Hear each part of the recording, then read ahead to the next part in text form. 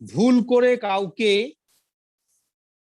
বিবাদী করলেন, অথবা ভুল করে কেউ বাদী হয়ে গেল, অথবা ভুল করে কেউ কাউকে বিবাদী থেকে বাদ দেওয়া হলো, অথবা বাদী করা হলো না। অর্থাৎ ভুলে কাউকে যোগ অথবা বিয়োগ করা হয়েছে।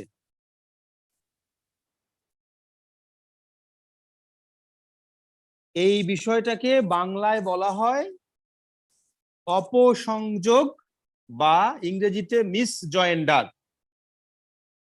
অপসংযোগ, অপসংযোগ বা মিসজয়েন্ডার। আর পক্ষাভাব, পক্ষের অভাব, এটাকে একসাথে যদি বলি পক্ষাভাব, এটাকে ইংরেজিতে বলা হচ্ছে নন জয়েন্ডার। তাহলে মিসজয়েন্ডার অ্যান্ড নন জয়েন্ডার। মিসজয়েন্ডার হচ্ছে প্রয়োজন ছিল না, করা হয়েছে। নন জয়েন্ডার প্রয়োজন ছিল, করা হয় নাই। যেমন আমরা প্রথম যে উদাহরণ দিয়েছিলাম, যে 4 জনে এই বাড়ি দখল করেছে, তাহলে আপনি বিবাদী করবেন কয়জনকে?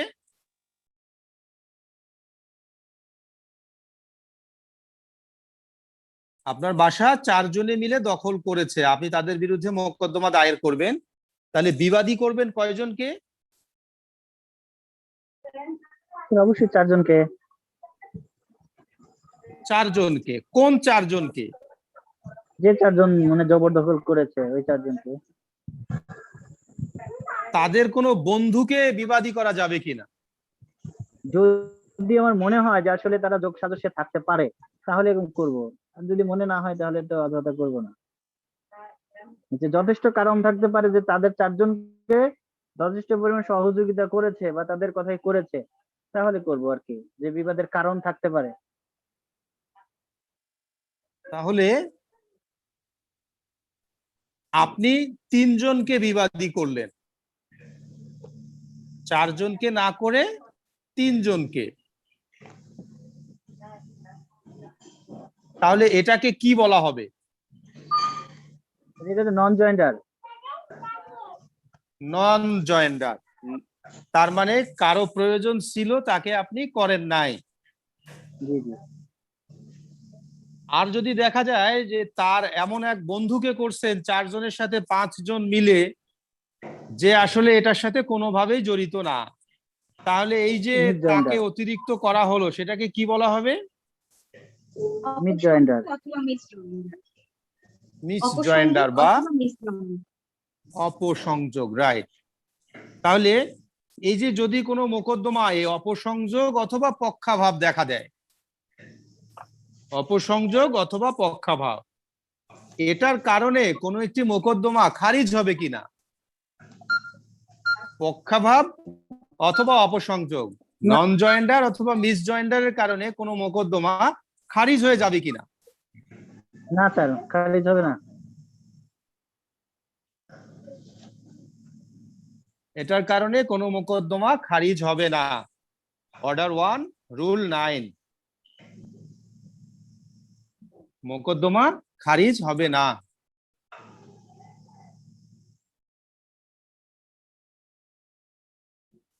এখন যদি কাউকে এই নন জয়েন্ডার হয়ে থাকে,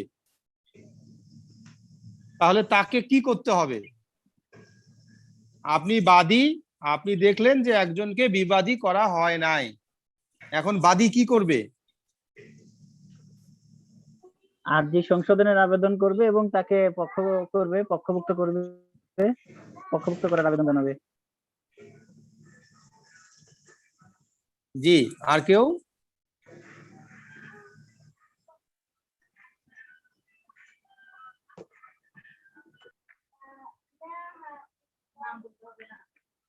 তাহলে তাকে পক্ষ করবে। এই যে কাউকে পক্ষ করার অর্থাৎ যোগ করার বিষয়টা হচ্ছে এক আদেশের 10-এর 1 নিয়ম।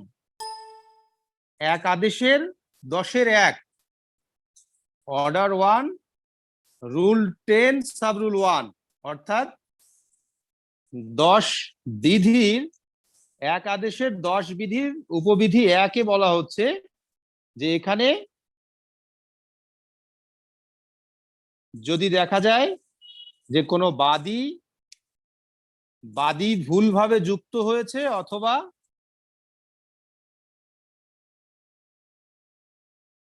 যুক্ত করা হয় নাই, সেক্ষেত্রে বাদীকে যুক্ত করার বিধান হচ্ছে অর্ডার 1 রুল 10 সাব রুল 1। আর এটারই অর্ডার 1 এর রুল 10 সাব রুল 2-তে বলা হচ্ছে যে যদি কেউ নন জয়েন্ডার হয়ে থাকে তাহলে তার নাম কাটা বা নাম কর্তন করা যাবে, তার নাম কর্তন করা যাবে।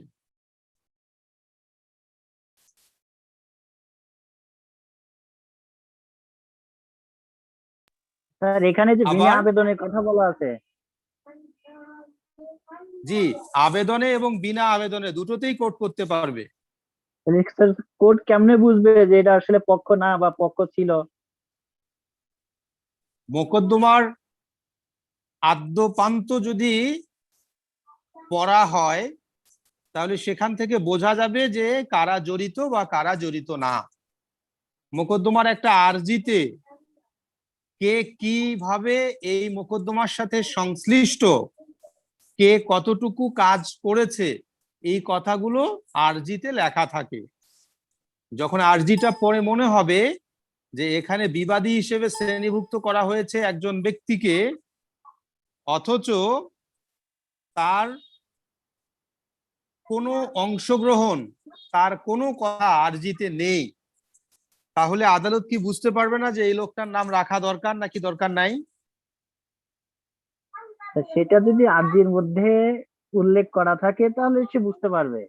বাট এমন একটা ব্যক্তি যেটা আর্জির মধ্যে আসেই নাই, কিন্তু আসলে সে মানে একজন বিবাদী ব্যক্তি, তাকে পক্ষভুক্ত করা উচিত ছিল, যে কোনো কারণে হোক সে বাদ পড়ে গেছে, সে হয়তো মানে বাদীর আশেপাশের লোক, যেটা আদালত তাকে চেনেও না জানেও না, সেক্ষেত্রে কিভাবে আইডেন্টিফাই করবে একজন পক্ষের আবেদন ছাড়া? আদালত আর্জির বাইরে যাবেন না, এবং দেওয়ানি মোকদ্দমায় যেহেতু কোনো ইনভেস্টিগেশন বা অন্য কোনো বিষয়ের সুযোগ নেই, বিধান নাই।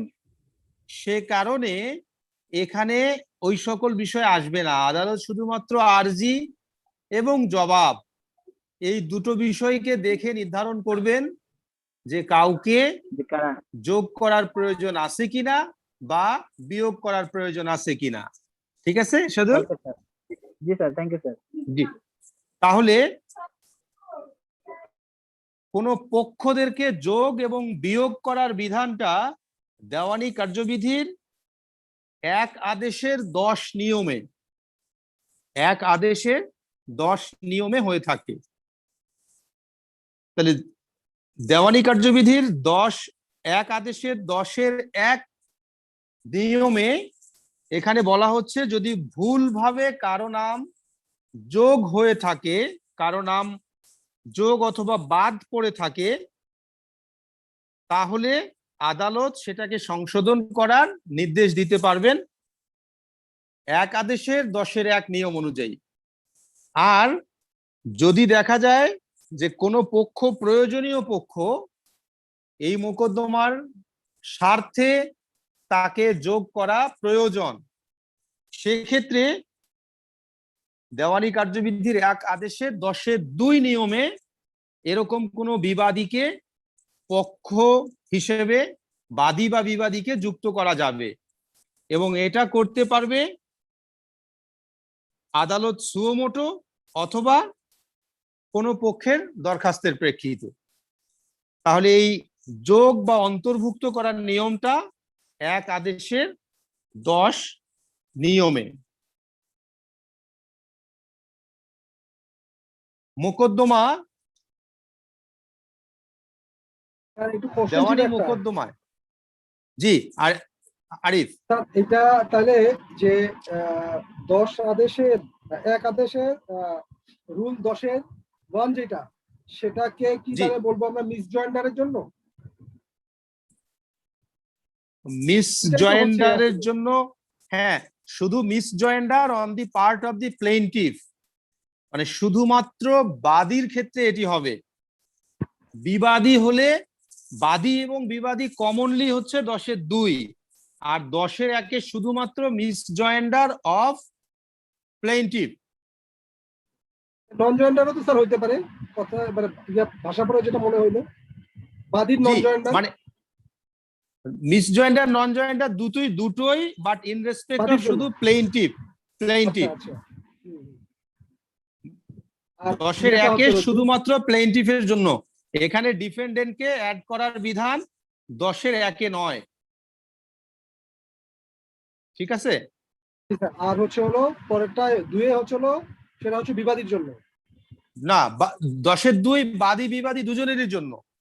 সেটা যদি রংলি নাও হয়, তারপরও রংলি না হয়ে কিরকম হতে পারে, দেখা গেছে যে বাদী মোকদ্দমা দায়ের করার পর সম্পত্তি বিক্রয় করেছে কারো কাছে, তাহলে বিক্রয়ের পর এই সম্পত্তিটাতে এই মোকদ্দমায় বাদী কার হওয়ার দরকার? যে যিনি বিক্রয় কিনেছে করেছে। সে তার। আচ্ছা হ্যাঁ তাহলে হ্যাঁ, যিনি হ্যাঁ। কিনেছে তিনি যদি বাদী হতে চান, তিনি তো 10-এর 1 অনুযায়ী হতে পারবেন না, কারণ এখানে তো তার এই নাম দুই তো মিস আচ্ছা, জয়েন্ডার নন জয়েন্ডার কোনোটাই না। বুঝতে পেরেছেন আরিফ? জি স্যার, জি জি জি স্যার, বুঝতে পেরেছি স্যার। জি, যে কারণে 10-এর 2 is open to all, whether he is plaintiff or he is defendant। যে কাউকে যোগ করার এবং বিয়োগ করার দুটোই ভিন্নভাবে হতে পারে। 2 ভাই মোকদ্দমা দায়ের করেছে একজন বিবাদীর বিরুদ্ধে, মোকদ্দমা চলা অবস্থায় এক ভাই আর এক ভাইয়ের কাছে সম্পত্তি বিক্রয় করেছে অথবা দান করেছে। তাহলে যে ভাই মোকদ্দমা দান করেছে অথবা বিক্রয় করেছে আর এক ভাইয়ের কাছে, তাহলে তার কি আর বাদী হিসেবে থাকার দরকার আছে? না, তাহলে তাকে বাদ দেব কোন আইনের কোন বিধানের আলোকে? 10-এর 2। 10-এর 2। 10-এর 2-এ কাকে বাদ দিচ্ছি? 10-এর 2 দিয়ে বাদীকে। বাদীকে। সেটি কি 10-এর 1 দিয়ে সম্ভব?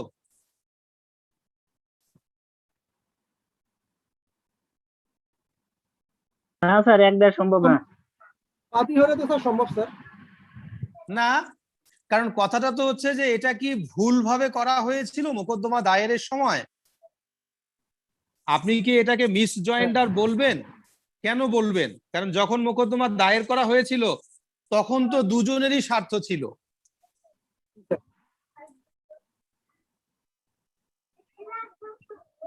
আরিফ, বুঝতে পেরেছেন? তখন দুজনেরই স্বার্থ ছিল। স্বার্থ ছিল, তাহলে তো সেটা মিস জয়েন্ডার না, নন জয়েন্ডার না। আচ্ছা, তার মানে তখন প্রয়োজন ছিল, এখন আর প্রয়োজন নাই, এই জন্য এখন আমরা বাদ এক্স্যাক্টলি, দিচ্ছি। এখন বাদ দিচ্ছি। সেটা তখন আমরা কোন ধারায় চলে যেতে হবে, কোন বিধানে? তখন তো 10-এর 2। 10-এর 2।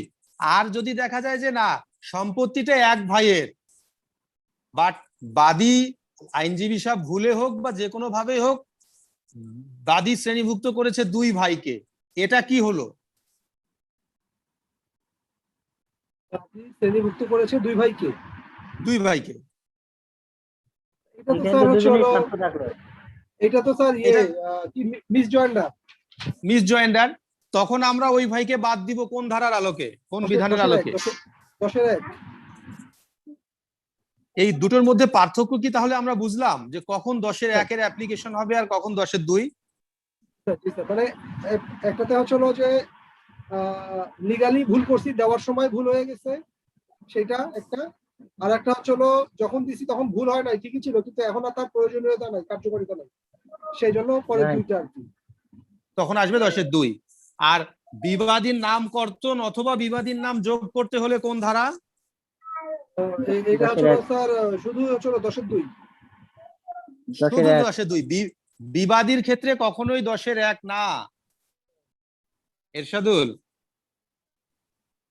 বিবাদীর জন্য শুধুমাত্র জি স্যার। 10-এর 2। ও সরি, বিবাদের জন্য জি স্যার, জি স্যার। জি বিবাদী বলছি, বিবাদীর জন্য শুধুমাত্র স্যার এখানে 10-এর 2 তো 10-এর 2। স্যার, স্যার 10-এর 2 তো বাদী বিবাদী উভয়ের জন্যই তো স্যার, পক্ষদ্বয় আছে যে। এক্স্যাক্টলি, আমি সেটা তো আগেই বললাম, বাদীকে তো আগে ভাগ করে নিলাম যে বাদী 2 জায়গাতেই যেতে পারে, 10-এর 1-এও যেতে পারে, ও আচ্ছা আচ্ছা, জি 10-এর 2-এও স্যার, যেতে ওই পারে। ক্ষেত্রে ঠিক আছে। কখন 10-এর 1-এ যাবে? যদি ভুলভাবে যুক্ত হয়। আর যদি জি জি, ভুলভাবে না হয়ে অন্য কোনো কারণে যুক্ত করতে হয় তখন যাবে তখন 2 যাবে। 10-এর 2-এ। আর বিবাদী সব সময়ই 10-এর 2। ঠিক আছে? রাইট স্যার, এখন ঠিক আছে, জি স্যার। জি, তাহলে এই হচ্ছে। এবং এই 10-এর অর্ডার 1 রুল 10 দেওয়ানি আদালতে ব্যবহৃত যে সকল আদেশ তার মধ্যে অন্যতম। এটা ফ্রিকোয়েন্টলি ব্যবহার হয়ে থাকে, কারণ একটা মোকদ্দমায় দেখা যায় মাঝে মাঝেই বাদীকে যোগ করতে হয় অথবা বিবাদীকে যোগ করতে হয় অথবা কারো নাম কর্তন করতে হয়।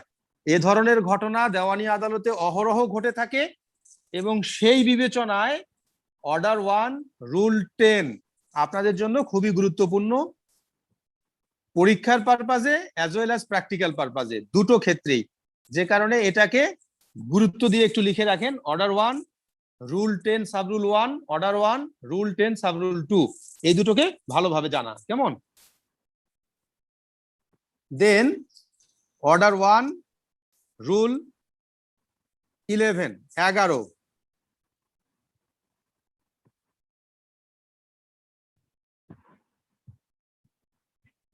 দেওয়ানি মোকদ্দমা পরিচালনার জন্য আদালত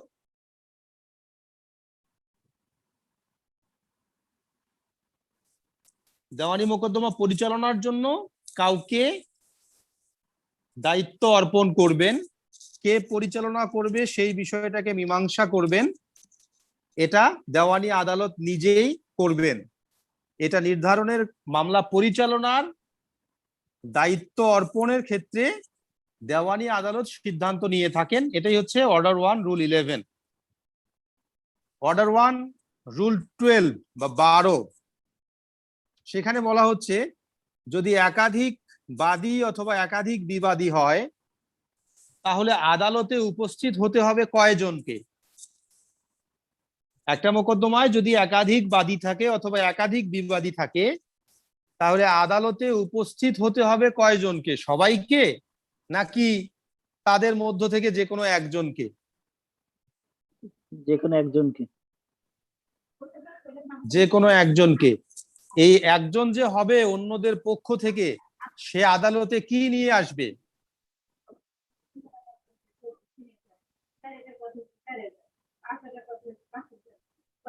স্যার অন্য পক্ষের থেকে একটা ক্ষমতা নিয়ে আসবে, যে অন্য ব্যক্তিদের ক্ষমতা কাছ থেকে। পত্র নিয়ে আসবে। এই ক্ষমতা পত্র কি মৌখিক নাকি লিখিত? স্যার লিখিত, অবশ্যই লিখিত। মৌখিক তো এটা ইয়া হবে না, গ্রহণযোগ্য হবে না। তাহলে অর্ডার 1 রুল 12 এক আদেশের 12 বিধি, যেখানে বলা হচ্ছে একাধিক বাদী অথবা বিবাদীর ক্ষেত্রে যে কোনো একজন আদালতে এসে উপস্থিত হয়ে তাদের পক্ষে বক্তব্য রাখতে পারবেন, তবে সেক্ষেত্রে অবশ্যই তাদেরকে ক্ষমতা অর্পণ করতে হবে, লেটার অফ অথরিটি অথবা পাওয়ার অফ অ্যাটর্নি দিতে হবে। এই পাওয়ার অফ অ্যাটর্নি বা ক্ষমতাপত্র এটা লিখিত হতে হবে এবং সেটা আদালতে সাবমিট করতে হবে। তাহলেই কেবলমাত্র একাধিক বাদীর পক্ষে একজন বাদী অথবা একাধিক বিবাদীর পক্ষে একজন বিবাদী আদালতে উপস্থিত হয়ে তাদের পক্ষে সাক্ষ্য দিতে পারবে। এই বিধানটা বলা আছে কোন জায়গায়? 12-তে রুল এক রুল আদেশে 12 এক আদেশে রুল 12। বিধি 12-তে। আমরা এর আগে দেওয়ানি কার্যবিধির ধারাগুলো পড়তে গিয়ে দেখেছিলাম যে যদি আদালতের এখতিয়ার নিয়ে প্রশ্ন দেখা দেয়, এই প্রশ্নটাকে আদালতের সামনে উপস্থাপন করতে হবে কখন?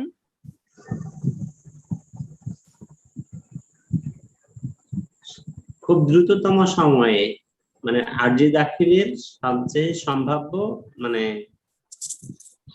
আগে, স্বল্পতম সময়ের মধ্যে, at the earliest possible opportunity, স্বল্পতম সময়ের মধ্যে। তাহলে কোন মোকদ্দমায় যদি এরকম পক্ষ দোষ থাকে, সেটা হোক অপসংযোগ অথবা পক্ষাভাব, তাহলে এই প্রশ্নটাও তুলতে হবে কখন?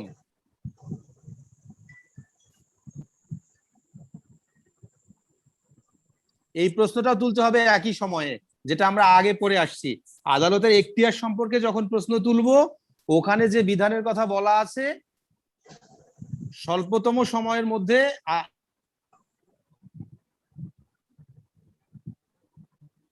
এই প্রশ্ন তুলতে হবে, তথা মিসজয়েন্ডার আর নন জয়েন্ডার পার্টিজ, এই প্রশ্নটাও তুলতে হবে স্বল্পতম সময়ের মধ্যে। যদি এটা ওই সময়ে তোলা না হয়, তাহলে আইন ধরে নিবে যে ওই প্রশ্নটাকে বিবাদী পক্ষ ওয়েভ করেছে, পরিত্যাগ করেছে। এই বিষয়ে তারা পরবর্তীতে আর কোনো প্রশ্ন তুলতে পারবে না। তাহলে এই যে পক্ষ দোষ, এই প্রশ্নটাকে তুলতে হবে কখন?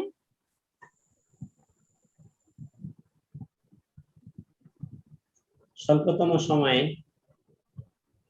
যদি এই প্রশ্ন সে সময় তোলা না হয়, তাহলে আদালত কি ধরে নিবে? ওয়েব করা হয়েছে ধরে নেওয়া হবে। এই প্রশ্নটাকে, এই ডিফেন্সটাকে ওয়েব করা হয়েছে বা পরিত্যাগ করা হয়েছে বলে ধরে নেওয়া হবে। এই হচ্ছে মোটামুটি অর্ডার 1 বা দেওয়ানি কার্যবিধির 1 আদেশ। এই আদেশের মধ্যে সবচেয়ে গুরুত্বপূর্ণ বলবো অর্ডার 1 রুল 10, আর এর থেকে কম গুরুত্বপূর্ণ যে বিষয়গুলো সেগুলোকে আমরা আলোচনা করলাম। এখানকার মধ্যে গুরুত্ব দিয়ে 1, 3, 8, 9, 10, 11, 12, 13 এই কয়েকটা বিধানকে আমরা আলোচনা করলাম, এবং সেক্ষেত্রে